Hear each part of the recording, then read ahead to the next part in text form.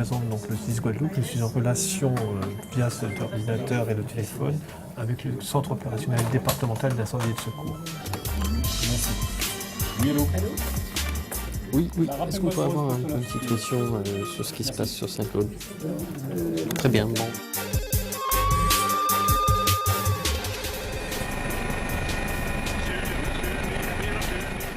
Toute l'information est rassemblée dans la cellule et le préfet va pouvoir prendre les décisions les plus adaptées en utilisant aussi l'expertise de tous les services qui sont représentés ici dans la cellule. D'accord, donc je vois la gendarmerie, la police nationale, les pompiers. Voilà, on retrouve aussi l'ARS, c'est-à-dire la santé, on retrouve la communication, Route de Guadeloupe, l'aéroport, le port, EDF, GDF, tous les acteurs qui travaillent avec l'État.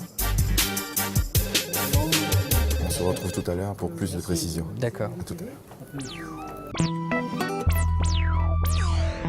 Alors, monsieur le sous-préfet, on va quand même revenir sur la spécificité de la Guadeloupe au niveau du risque, puisque je crois qu'on est bien doté ici. Le département de la Guadeloupe connaît tous les risques possibles, à l'exception des avalanches et du risque nucléaire.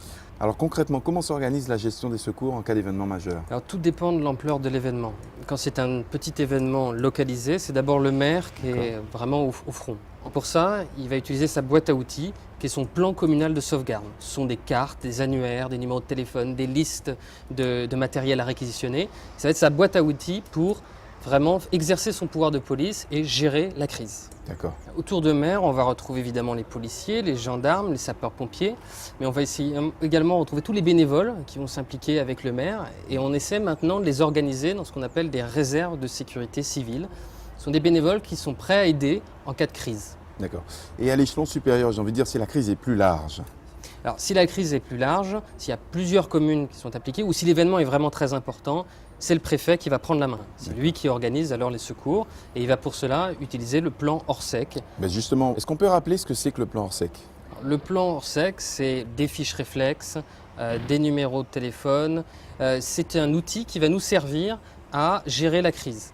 Chaque risque a son propre plan. Une vingtaine de plans forment le plan Orsec.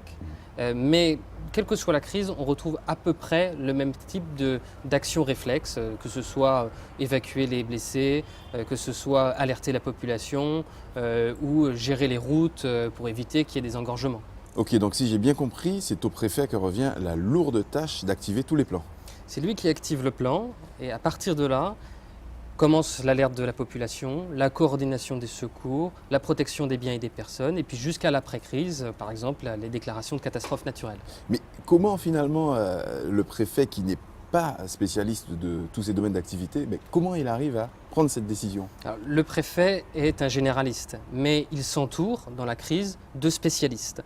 Spécialistes de la police, de la gendarmerie, des sapeurs-pompiers, des services techniques, des collectivités territoriales, et qui vont lui proposer des solutions et il lui revient de trancher et de décider. Bien sûr, on ne le souhaite pas, mais dans le cas où la crise devient carrément interdépartementale, comment ça se passe?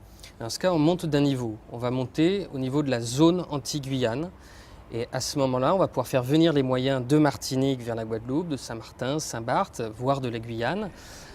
Et c'est ce niveau-là qui va gérer une crise vraiment qui serait d'une ampleur antillaise. Voire, et c'est possible, faire venir des moyens nationaux, par exemple des sapeurs-pompiers militaires nationaux qui viendraient nous aider.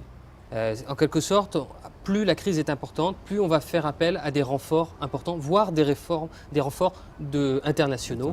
Merci monsieur le sous-préfet de nous avoir accordé cet entretien. Alors bien entendu, on ne peut prévoir l'ampleur d'une catastrophe, encore moins celle des tremblements de terre, mais les responsables de la sécurité se placent dans une dynamique de réagir au mieux face à la crise.